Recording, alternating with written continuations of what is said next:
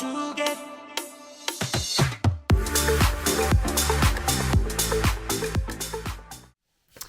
Hello there.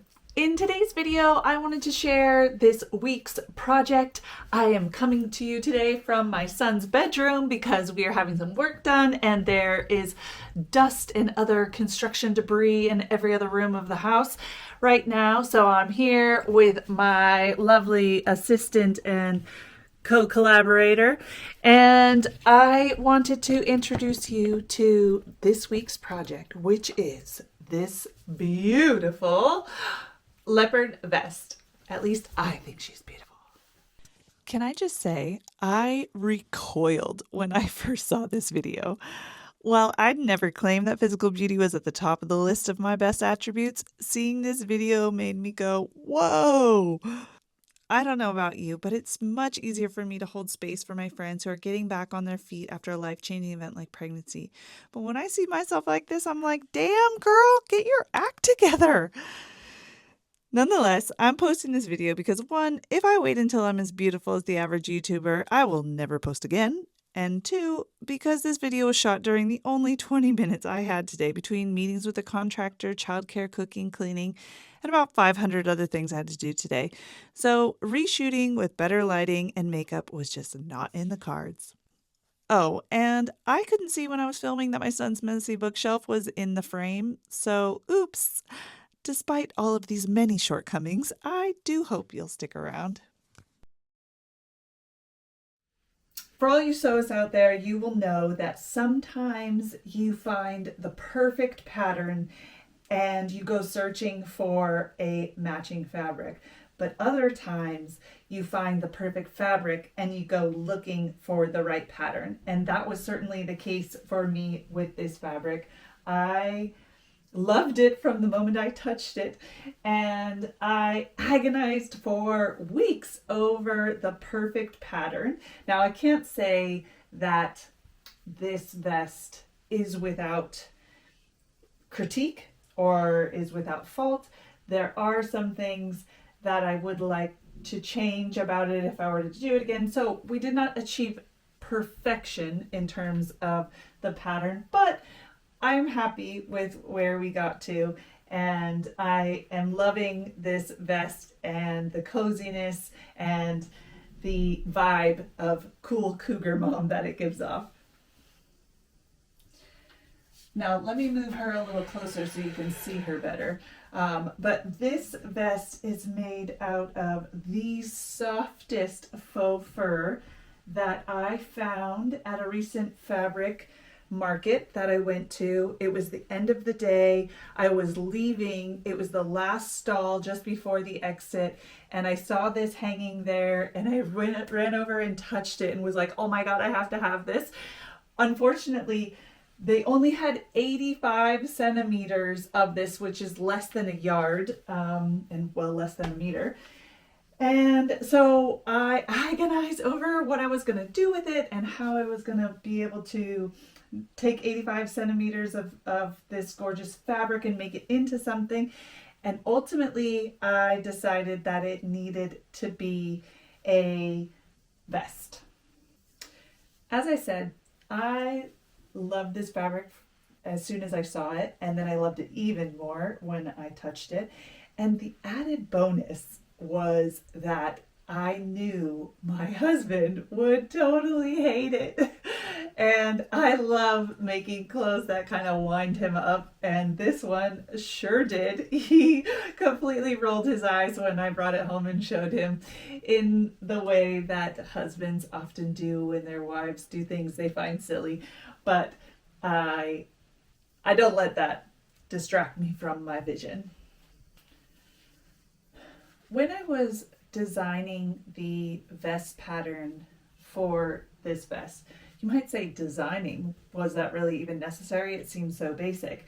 And the truth is that I was so afraid of cutting into the fabric and making a mistake in the design and the layout and not being able to backtrack from that because I had so little fabric, that I went around and around in circles delaying the final design decision. So by that I mean, I always knew I wanted it to be a vest, but I hemmed and hawed about the exact pattern that I should use. First, I drafted a pattern from my pattern drafting book using my measurements.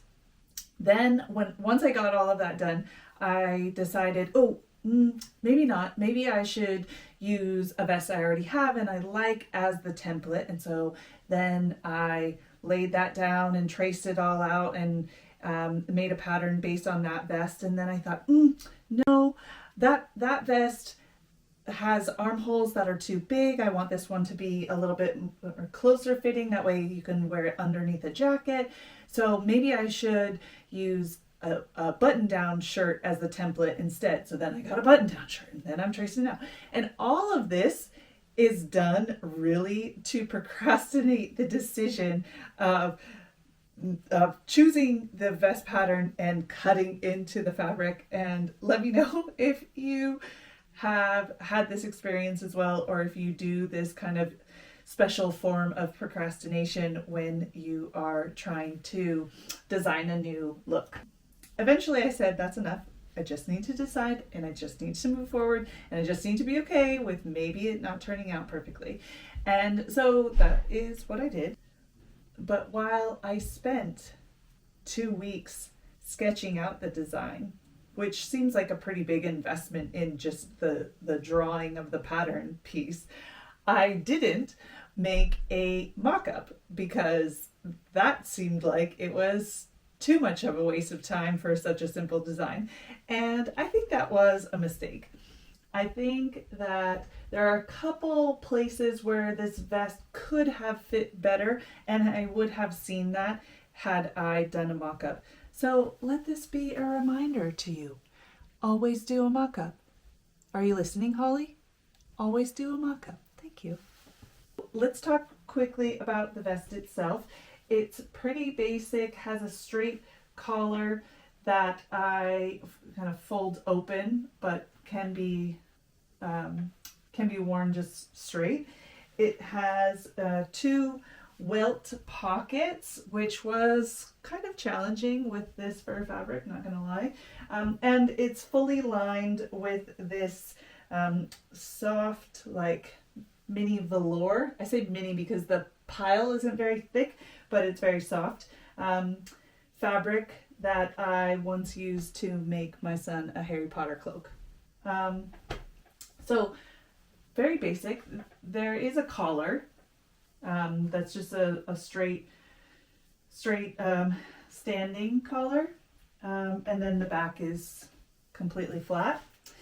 And I love it. It's soft. I have a video of my son wearing it, and he loved it as well for its softness. So it's definitely winning there.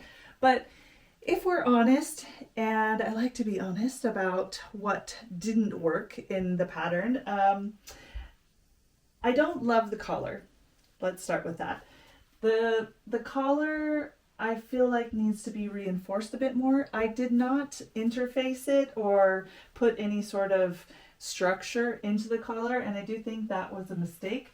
If I were to do it again, I think I would sew an underlining or an interlining, whatever we call that, into the collar pieces. So cut out maybe a piece of thin, like stiff cotton batting maybe, and sew that into the collar pieces so that this has a little bit more structure, because it's just a little wobbly in places, and so sometimes it can be bending down over here and sticking straight up over here, and that just doesn't look as professional as maybe we would want it. Also, as I mentioned, the pockets are a little bit wonky because I tried to do a welt pocket in the middle of the front panel, and I don't know that that was a really good idea given the thickness of the fur. I think that maybe a better idea would have been to put a panel into the front and have the pocket kind of slide in between the seam of the 2 front panels. I think that might have produced a cleaner look. I'm not sure if I would have had enough fabric for that. I think so. But you can see here that the pocket has a, what do we call this, facing. So you can't really see the pocket from the outside. I mean, I guess you can see it, but it's pretty discreet because it's got that facing in there. But it just, because the fabric is so thick, it just kind of sits a little funny. It kind of like wobbles here. And I think there's one side that it wobbles on more than the other, which I can't really tell you why that is, but yeah, that's one thing. And I think that both the collar and the pockets might have been improved if I had shaved the seam allowances, which upon researching how to sew with faux fur after having made this is a very common recommendation.